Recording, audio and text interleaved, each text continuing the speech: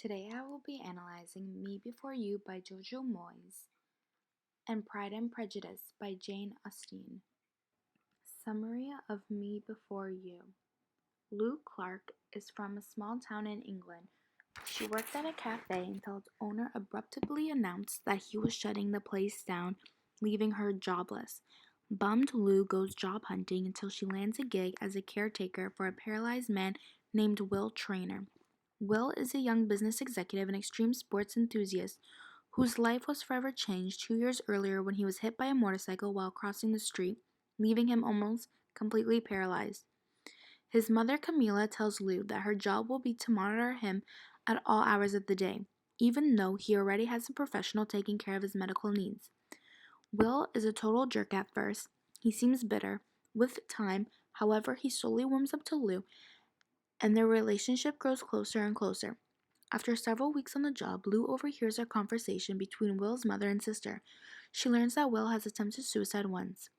He has agreed with his mother that he will wait 6 months before going to Switzerland to take his own life. Lou, who has grown fond of Will, is so upset that she nearly quits her job. She returns on the condition that she be allowed to take Will on a series of adventures in the hopes of brightening his outlook and convincing him to stay alive. Although Lou is shaken by this revelation, she has a plan. She'll take Will on a series of excursions to show him that life is still worth living. Some of these trips don't go well, like one ill-advised jaunt to the horse races, but some are truly eye-opening, like a romantic night at the symphony. The big trip comes near the end of the 6 months, an all-expenses paid vacation to Mauritius, a small island off the coast of Africa.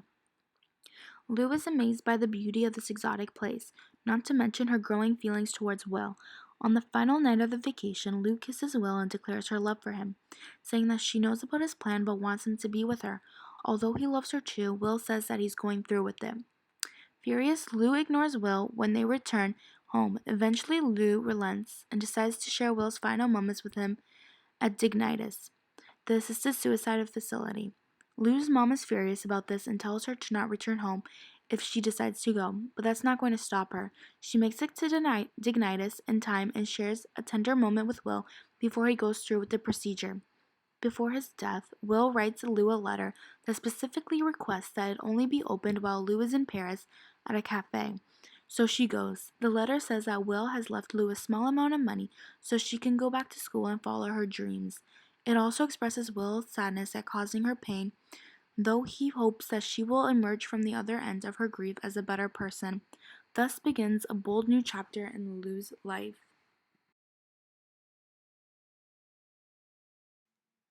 Character Analyzation. Lou Clark. Lou is the main protagonist of the novel. She is a resourceful, cheerful girl who has been wasting her potential in her small hometown because she feels responsible for taking care of her parents. Lou becomes the caregiver for Will and tries to show him that life is still worth living. Even though Will suffers from quadriplegia, Lou is endlessly optimistic, eventually falling in love with Will, and the spark of adventure he adds to her life. With Will's encouragement, Lou fulfills her dreams of going to university to study for fashion.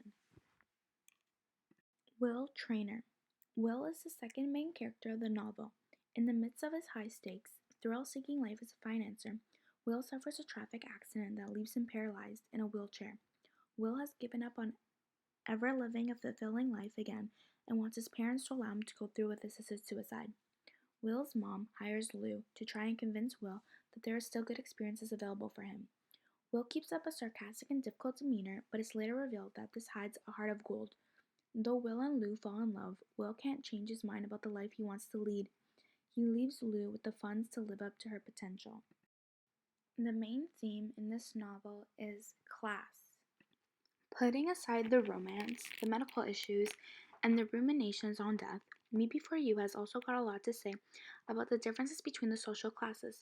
Lou comes from a working class background that instilled many positive qualities in her, even it has limited her in other ways. Will, on the other hand, is upper class, having always lived a life of entitlement with of money. These class differences define the characters in many ways, creating a unique dynamic that ends up saying a lot about their society at large.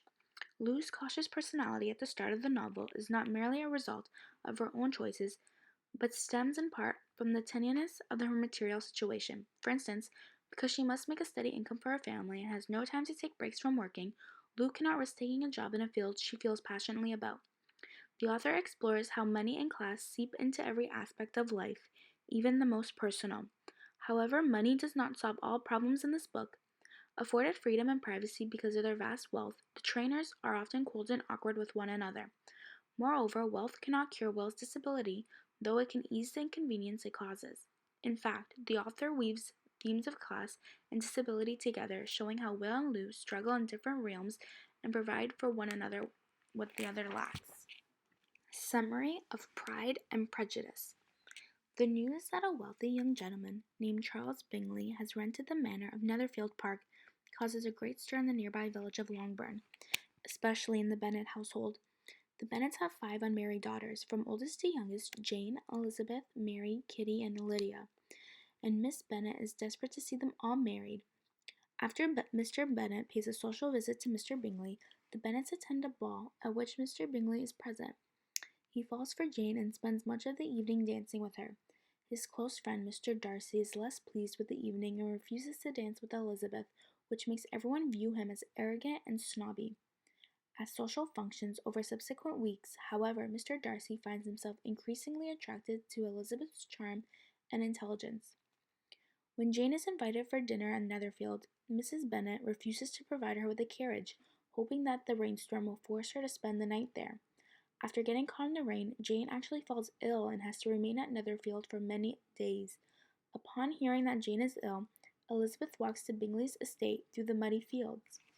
Caroline Bingley, Mr. Bingley's sister, and Mrs. Hurst are scandalized by Elizabeth's rumpled appearance, but join Bingley in welcoming her nonetheless. Elizabeth continues to impress Darcy during her time nursing Jane at Netherfield. However, she remains blind to his affections and continues to see him as a proud and haughty man. Caroline, who hopes to attract Mr. Darcy herself, grows extremely jealous of Elizabeth and mocks her lowly status. Mrs. Bennet and her younger daughters come to Netherfield to check on Jane, and Elizabeth is mortified by their foolish behavior and complete lack of manners. Bingley's admiration for Jane continues unabated. Though his affection is evident in his genuine solicitude for her recovery, after Jane recovers, she returns home with Elizabeth. Both couples marry. Elizabeth and Darcy live at Pemberley. After living in Netherfield for a year, Jane and Bingley move to an estate near Pemberley. Mr. Bennet is very happy that his 2 oldest daughters have married so happily, and Mrs. Bennet is glad that her daughters have married so prosperously.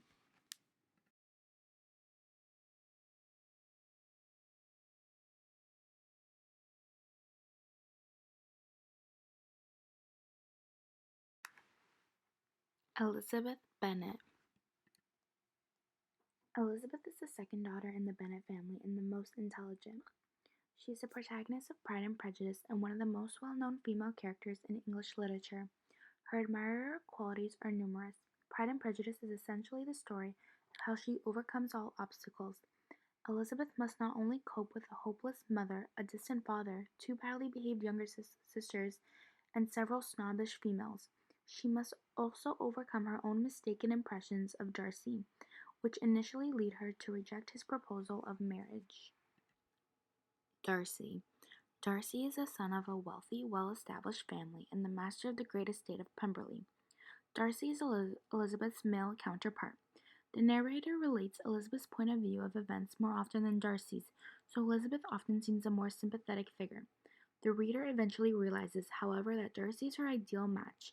Intelligent and forthright, he too has a tendency to judge too hastily and harshly, and has high birth and wealth, make him overly proud and overly cautious of his social status. When he proposes to her, for instance, he dwells more on how unsuitable a match she is than on her charms, beauty, or anything else complimentary. Her rejection of his advances builds a kind of humility in him. Darcy demonstrates his continued devotion to Elizabeth. Jane Bennet and Charles Bingley. Jane is a gentle and kind-hearted young woman who is Elizabeth's confidant and the oldest of the Bennet daughters. She falls in love with Bingley, but is cautious about revealing the depth of her feelings for him. Charles Bingley is a good-natured and wealthy man who falls in love with Jane, and he is easily influenced by others, especially by his close friend Darcy. Theme of class. Jane Austen's critique of class-based snobbery is one of the main themes of Pride and Prejudice. In the contemporary English society, the author describes several factors went into determining social class and its attendant status, just as much in the early 19th century as now.